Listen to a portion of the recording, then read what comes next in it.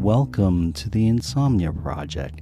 Sit back, relax, and listen as we have a calm conversation that's meant to help you drift away and fall asleep if you can. Otherwise, just listen, and hopefully this podcast will calm you in some way, shape, or form. I'm your host, Marco Timpano. You said hopefully funny. You're like, hopefully the podcast will calm you. I felt like a weird whistle in the fully part of hopefully come out of my mouth, so it made me pause for a second. Well, I'm Amanda Barker, Marco Timpano's weird whistle. Amanda, I want to mention this right off the top of this episode. Our podcast episodes are on Supercast now for anyone who wants to have ad-free listens. You've been working so hard to make that happen. And what happened, Amanda, was I put them all up with just an RSS feed, but it included... What does that mean, an RSS feed? RSS feed. For those of us who don't understand. I'll get to that in a minute. Okay. When I used that feed, it put the ads on with those episodes. Oh, no. So some of the people who subscribed to it had said the ads are there. And so I had to contact them and see what was going off there. And now I have to upload each episode. Going off. What was happening.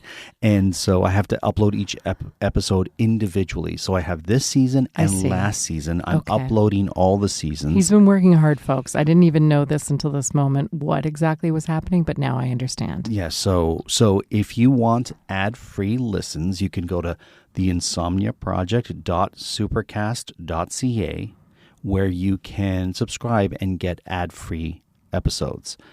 So there you have it. And that's obviously by demand. Mm-hmm. So you've been working hard to make that happen. Yeah, some people because we did have it before and then they were no longer available. Exactly. And some people are perfectly fine just listening to the podcast on their favorite podcast player and the ads don't bother them. So that's great too. And we work hard to make sure that the ads that are there are ones that hopefully are in tune with the cadence of the podcast. We do our best. Sadly, I don't have as much say in that. Yeah. Based on Acast sort of puts them up, and I've had many conversations with them asking them to put calmer ads in those spots. But we love to hear your feedback. If the ads aren't working for you, or anything. Yeah, there's an alternative. If there's an episode you would like to hear, let us know.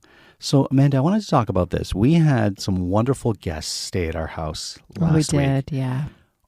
How do you like to prepare a guest room, and or what do you like in a guest room? Oh, interesting. Well, you and I were also guests at our friend's house the week prior. Yes, we were. He looked at me like I was crazy. I was like, we were? And I was like, oh, yes, we were. We were. And one thing that I noticed that our host did was she put photos of us and them in that room, which I thought was so sweet. Yeah. So I like to do the same for my guests. And so I did the same. And I always have photos of my family in that room anyhow. So I featured the photos of the wedding photos and so on of our two wonderful... Are we going to say who our wonderful guests were? Well, we certainly can. Okay. It was our nephew and our sister-in-law, Carrie. Mm-hmm. And they were beyond delightful guests. Mm-hmm. And they're some of our favorite people in all the world. Mm-hmm. And I have to say... I got to go to 2 museums in 2 days, which is super fun for me. Well, an aquarium. Is an aquarium a museum? This aquarium, which is the Ripley's Aquarium in Toronto, feels like it has a lot of information. Mm-hmm. So there's a lot of knowledge-based information one can gain from that aquarium. So I would say it's certainly museum-esque. A living museum. A living museum. And where was the other museum you went to? It was the Royal Ontario Museum, affectionately referred to as the ROM. And I haven't been there in a while, so it was nice to go back. Here's a fun fact.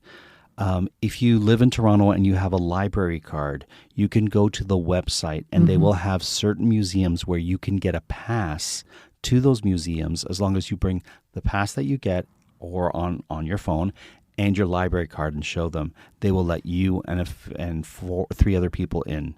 I have to say, a library card is a magical thing. We've said it many times on this podcast. And since we both have our TPL cards, our Toronto Public Library cards, I was able to use that. And the night before, get a pass for a family of 4 to the Royal Ontario Museum. That's quite a gift. It is a gift. And libraries are a gift. They are. And if you are thinking, I want to donate to a charity or something, look into your library, your local library, and see what they may need. Money always goes far for them, but they might need volunteers. And just investigate your library. Before I go back to the guest room. And attend your library, because they need to show that they are needed. And so, check out a book, read a magazine, go get an audiobook if they you have want. lecturers that come. They have guest speakers. That's true. Sometimes they'll have workshops. It's wonderful. If you're like, the winter keeps me inside, I don't have a lot to do in the winter, look at your library page. And there are we're just so passionate about this, but there are wonderful apps. The Overdrive app here in Toronto. I use also the Libby app, which I think you can use anywhere in the world, and it connects to your local library, and you have access to all of their ebooks, audiobooks, and more. Honestly, I have to say a special shout out to the Waterloo Public Library that had me as a guest speaker one time because of this podcast and how much we love libraries. And full circle, I won a bunch of things at that event, including passes to the aquarium that we went to. There you go. So back to the RSS feed before we get to the guest room. Okay. So an RRS feed stands for Real Simple Syndication, and it is the feed that contains all the information, in this case, of our podcast. And so what that feed does is it sends a signal to our podcast directory, which in this case is Acast, and that feed gets sent to them with all the information. So the show notes, the recorded episode, the picture of our artwork, all that is the RSS feed. Tell me more, because I'm finding this is putting me to sleep in the best way. So the RSS feed that I used, I just uploaded it to Supercast thinking, Supercast will remove the ads. But that RSS feed had the ads embedded into it. And so when I sent the RSS feed to Supercast, the ads were embedded into that RSS feed. Gotcha. And so I have to send each episode individually to Supercast. Thank you. I'm glad we got that. So back to the guest room, Amanda. I like to give guests towels. Okay. So that they have their own lovely towels. And I always try to get our nicest, softest towels for our guests. Yeah, I don't know if any of our towels are particularly soft these days. I think we're in need of some new towels. I want to get towels just for guests. So like 2 body towels, or what do you call the big towel? Well, what about those ones we took from Turks and Caicos? Those are nice. I know I stole them from a resort, but still. They look like resort or beach towels to me. I don't know. They're pretty nice. But they just look like beach towels. All right, fair. I want nice guest towels. I like towels that go around me.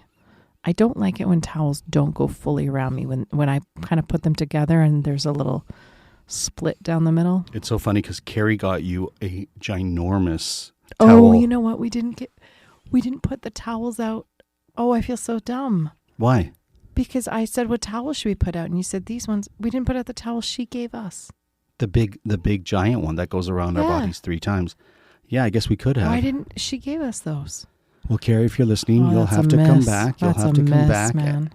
If you come back, we'll make sure you get that. I didn't see them. And the simple solution is we have them back as guests. Yeah, which my nephew said, we'll be back. It's one of the last things he said, very, very sweetly. Yeah, so I like towels. I like, I don't know what else I like in a guest room, but yeah, I would say towels are important. Okay. There's nothing else you need as a guest? Nice pillow, comfortable bed, if I can. I like making sure there's a phone charger in there. Oh, that's smart. Yeah. But then it's hard because some people have different kinds of phones. And True. So what do you have? One of each, I guess. Well, you could have the little nubbin that the phone charger goes in. Definitely the technical term. What do you call that little piece? The piece that the nubbin. The nubbin. The little nubbin that your phone charger goes. You call it all a charger. You call the charger the cord. You call the wall thing the charger. What do you call? Each one has a different name. I don't know. The cord. I don't know. The cord, the charging cord, and then the charging port. Oh yeah, that makes sense. Or the nubbin. The nubbin port. One of them. Anyways, you choose your own adventure there. Cute little nubbin of a charger. I was remembering, so we recently went to Palm Springs Mm-hmm. with our friends that we were at their place. We were guests at their place. And the hotel that they took us to in Palm Springs was so delightful. It had this beautiful color to it that was almost pink, almost beige inside. I think that's the official tone of Palm Springs. Almost pink, almost beige. I think there's a lot of pinky, sort of Miami. It feels like Palm Springs is like the distant cousin of Miami. Yeah. It's Art Deco, it's pastels. Mid-century. Yes. It has all that. If you haven't been to Palm Springs, it's a lovely... Drag queens and show tunes. Yeah, that's Miami too. Yeah, I think they're cousins. They are. Mm-hmm. They are. One's in the desert, one's on the ocean, but still. I would say that Palm Springs is the calmer cousin. Yeah, I think you're right about that. Yeah. The smaller, older, calmer cousin. chiller. Yeah. More retired cousin. Did you enjoy Palm Springs? I did. Did you? I was surprised at how A, hot it was. I knew we were in the desert, but B... Yeah, you know it's going to be hot, but it was hot. Yeah. It was hot and smaller than I thought it would be. Smaller than I thought. Yeah. But really quite delightful. Mm-hmm. And you know me, I like to go in a knick-knack store. Oh, I should tell the story of going into that one store. I don't know. Oh, sure. So I went to Starbucks to get a cool drink, and I decided to get By the way, the Starbucks downtown Palm Springs, I am sorry to interrupt you, but they give like unlimited venti ice waters to everybody, and I have to just shout them out because all day, every day, people come in just needing water, and they just go for it. They don't roll their eyes. No. They don't They're question like, it. Here's the water, use the bathroom, do what you got to do. We get it. So I'm in this wonderful Starbucks in Palm Springs, and I wanted to get a cold drink. And I know that Amanda doesn't like strawberry, so I didn't get the strawberry lemonade in case Amanda wanted to have some of that drink. Instead, although, to be honest, I don't mind a strawberry drink, but... Oh, really? Okay, that's good to know. Yeah, I mean, it depends, but... Anyway, so I decided to get the dragon fruit drink. Mm-hmm. And they said, do you want it with coconut water? And I'm like, sure. Like milk or water? I feel like it was milk, maybe. It looked milky. Yeah. It looked like a thick... I mean, it really... Now, listen, I just shut up Starbucks, but it looked like a Pepto-Bismol kind of situation. It was that color pink. It was a bright, thick pink. And you got a venti, like a large one. I got a venti because I thought you were going to drink some, and Amanda did not want any. I took one sip and went, I'm good. So I'm walking around with this ginormous pink drink, and I'm loving life. It's warm, and we go into this fancy store that sells greeting cards and Christmas ornaments. There's a lot of those stores, I have to say, in Palm Springs. There's like a rack of sequin tops, and then the rest of it is like funny, irreverent cards and coffee table books. Yeah. And like there's like kitschy versions of that, and then nicer versions that are campy. Kitschy, but like also nice. This was more of the latter, like the campy, kitschy, nice versus just gag gifts. Now, a lot of these stores that we went into had a little table to put your drink. This one did not. I need to mention that. Mm-hmm. And so like you walked in and it said, put your drink here, which I think is a lovely courtesy because you need a drink to be walking around Palm Springs. It is that hot. And once again, this place did not have it. Mm-hmm. So I think you know where this is going. Mm-hmm. And everything in this store is white. White tiles, white walls, white. Even the man who owned it wore white. How could this story end? So I'm having a great time, and I'm talking to my good friend Nima, and Nima and I are just like, looking at stuff, and I'm like, oh, Nima, or I said, Amanda, look at this, because I saw a really chunky necklace that was 50% off that I thought you might like. Didn't like it. As I turn to kind of gesture to where it was, the drink falls out of my hand, and when you go to grab the drink and you just make it worse, it splotches on the floor, and there's just pink everywhere. It's just a sea of pink ooze. I'm mortified. On white tile and white furniture and white everything. Yes, I'm mortified. The person who's behind the counter, who I'm assuming is the owner because it seemed like he was the owner, was nonplussed in the largest No, way. he was not having it. So I was like, oh my. And by the way, the word nonplussed, you and I might use it wrong, just for the record. Okay, well, if that's triggering for anyone. Okay, so he wasn't having it. He was not happy. So I'm, of course, apologetic and wanting to clean it up. And he just throws me a paper towel roll. Yeah, I know. He was like, usually there's a like, oh, it's okay. There was none of that. And he kicks a garbage to me. He kicks his little garbage can wastebasket to me, and I'm sopping it up. And I've done a decent job cleaning it up. Shout out to Nima, who was also helping me. I'm on the floor in this store. And then the owner throws me a Windex bottle to continue cleaning his floor. And I did. And then I was a little bit annoyed, but I was like, okay, I should. I was the one who spilled it, so I cleaned. The floor where I spilled the pink drink was spotless. And then I quickly exited the store. And as I'm leaving, I'm telling Amanda, I want this ornament, buy this. But I was too embarrassed to stay in the store. So I bought the ornament, just so we bought something too. Because I think you handle it as well as anyone. And you work next to a Starbucks. People are going to come in with their big drinks. Exactly. So that was the incident in Palm Springs. But you had a lovely little photo shoot in Palm Springs. I did. I was actually just looking up the word nonplussed. Oh, yeah. So what does it mean? It's such a confusing word. So why don't you define it as you use it, and I'll define it as I use, because it has a lot of meanings. For me, it's someone who's really not impressed. So beyond not impressed, eye-rolly, doesn't want to give you the time of day. So the opposite would be to be plussed. Like, I'm nonplussed. I'm not into it. Yeah. I'm very plussed about that. I don't think you can say plussed. Well, you can say whatever you want. You're right. We used to say overwhelmed. We never used to say underwhelmed. People probably don't remember that, but there was a song called Underwhelmed, and it was like that. It was like saying plussed, because and then the lyric of the song, it's by Sloan for those in Canada. I don't even know that song. She was underwhelmed, if that's a word. I think it's not, because I looked it up. So underwhelmed. We all say underwhelmed now, Was that right? a lyric from the song? Yeah. Oh, okay. Yeah, that's a lyric from the song. But it was not a lyric. Like, it was not a word back then. I see. But we started saying it. Oh, that was very underwhelming. Sure. But we'd always say overwhelming. We wouldn't say whelming. Right. Anyhow, I use it the same way, but I've always known that I probably use it wrong. Sure. So I'm going to read you. There's two very different definitions. Okay. Neither of which is ours, I don't think. Oh, wow. So the first one is of a person being surprised and confused so much that they are unsure of how to act. I wish, so here's the example, he would be completely nonplussed and embarrassed at that idea. Oh, well, then I wasn't nonplussed by dropping my drink in that store. And then the second version is not disconcerted, or rather unperturbed would be a synonym. Oh. I remember students being nonplussed about the flooding in the city as they become accustomed to it over the years. So this person was the opposite of nonplussed, because he was not happy. Yeah. Then. Okay. And then there's why does nonplussed have two meanings? In the 1580s, the word was used as a noun to mean a state where nothing more can be done or said. Okay. In the next decade, it transitioned to a verb that meant to perplex. In the 1650s, is that what we're talking about? The next decade? In the 1590s. Oh, my goodness. Okay. I don't know how anyone knows that, but wow.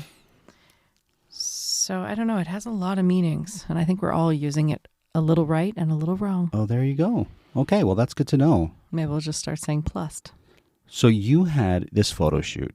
I did, yes. And I think everyone was plussed with it. It was silly and fun. Our very dear friends wanted to do it because we were in Palm Springs. So she wanted me to wear muumuus or feathers or sequins, and we just wanted to celebrate our sort of mutual milestone birthdays together. It was awesome. Yeah, it was really fun because she had hers in Palm Springs, and it was very close to my birthday. So yeah, it was really fun. We had a great time. And we had a great time with our guests who visited last week. Yeah, we did. Yeah. And we have guests coming, not to our home, but a lot of friends and family this month. I'm telling you, in October. That's a good gift, isn't it? We have my aunt coming from Italy. Oh, my goodness. No one knows the dates, though. Ask every member of the family. They're all like sometime in October. I asked my sister, and she said, I think October 7th. And then I thought, my mother will know because it's her sister who's coming. I've heard October 4th. And my mother's like, isn't it October 7th? I'm like, I'm asking so that I can make plans. No one knows. No one knows. So sometime, I know they'll be here for Canadian Thanksgiving. So And explain who is coming. my mother's sister, my Aunt Loretta, and her 2 granddaughters. All of whom who live in Italy. Right. So they'll be here, and it should be a lot of fun. What's interesting, if I may, is that Of course. it's your mother's younger sister Mm-hmm. who lives in Italy, Right. who actually did a lot of her growing up in Canada. That's right. And moved back to Italy, right? 'Cause Yes. she was born in Italy, She's born in Italy, came when she was younger than my mother. very young, like 6, I want to say. I think a bit older, but I could be wrong. Yeah. But maybe you're right. She was young and had 3 kids here. Yeah. And then moved back to Italy and had 3 more kids. Okay. And so there's 6 cousins I have in Italy, and Oh, so she had 3 kids. Oh, I didn't realize that. yeah, she had 3 kids here. I thought she had 4 kids here. No, 3, and then 3 there. I see. So Okay. there you go. And so And they're coming. And we're very plussed about it. we are plussed about it. So my aunt and 2 of her granddaughters are coming. One of whom I've met when she was very young. Now she's 22. I met her as well. She was very cute when we met her. I don't know, like 18 years ago we met her. And the other granddaughter, who I don't know, she's got more grandkids, but those 2 are coming. Oh, you have 6 kids. You're going to have a lot of grandkids. Right? Yeah. So there you go. And do the granddaughters speak English? Most likely not. So that's going to be an interesting time. So my niece is studying Italian, and she's excited because they'll be staying with them most likely. Her cool Italian cousins are coming. And you've been studying Italian very well, and so we'll see how it all goes. Yeah, I don't know. It's going to be interesting. What should we do with them in the city? Well, I was 2 Italian. Your aunt is going to visit with your mom, right. but these 2 Italian girls, what are we doing with them? I would like to go on the library website and get some passes to various museums and things to do. So which ones do you want to go to? If we can, this is the most difficult one to get at the library is the aquarium once So you again. want to go back to the aquarium? I just think it's going to be a lot of aquarium for us I this know. year. Funny thing is, I've always been fascinated by the undersea world, and I wanted to be a fisherman and a marine biologist and all those things as a child. So for me, going to that aquarium, I'm always having a good time. Okay, so we'll go Whereas to the aquarium. Amanda gets hungry when she goes to the aquarium. I just love fish so much. But you know, it's funny.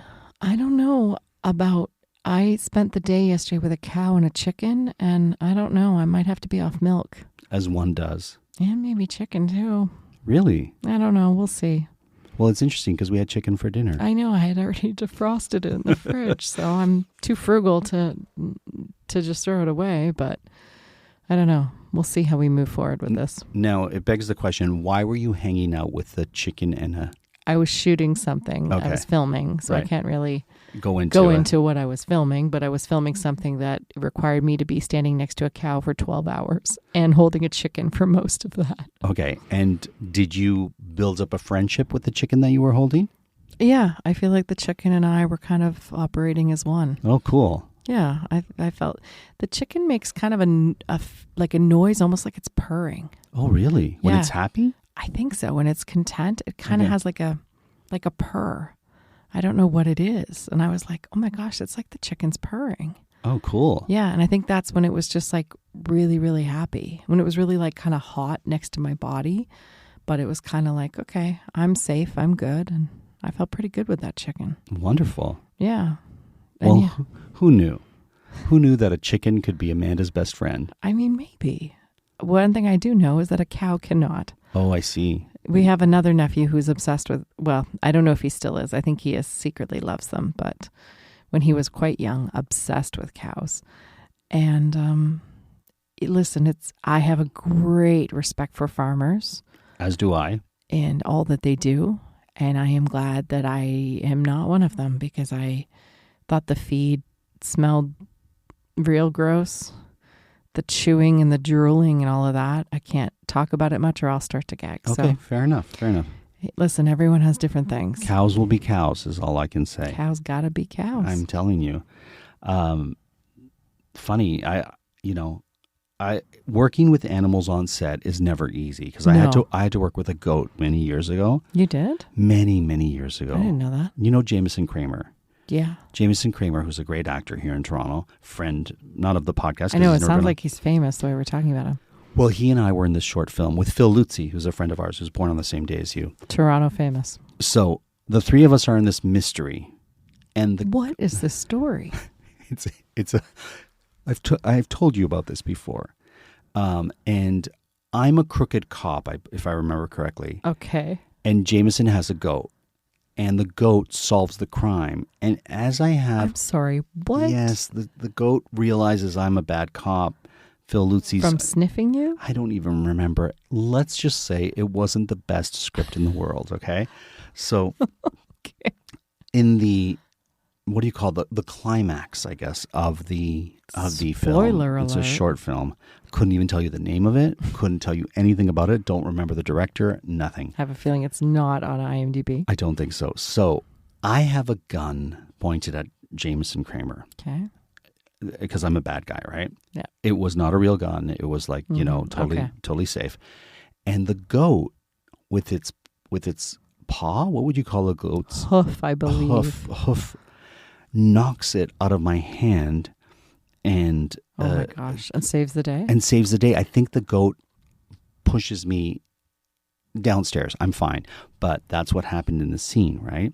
Oh, that's what was written to happen? Yeah, but it was all staged, obviously. But, right. But they had they couldn't use the actual goat's hoof, so they had a fake deer hoof or a deer hoof. Oh my goodness. A taxidermy deer hoof. That actually, so if you know your goat, you'll see the difference between the goat and the goat's hoof. I have a feeling the film had bigger problems than the type of hoof, but anyway. So yeah, we had to work with this goat, and this goat was a diva, was just like doing its thing and could only be on set for so long. Well, they're not made, I mean, animals are not made to be actors, you know? They're animals. You're Goat's right. got a goat, man. Cow's got a cow. Yeah. And that chicken had to chicken. Well, it sounded like the chicken was having a grand old time. I think she was, yeah. There you go.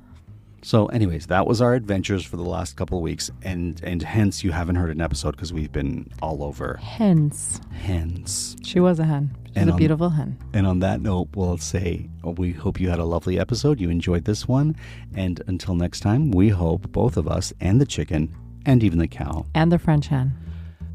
Wants you to listen, or hopes you listened and fell asleep. Slept. I couldn't think. All right, until next time, Amanda. We're both very blessed.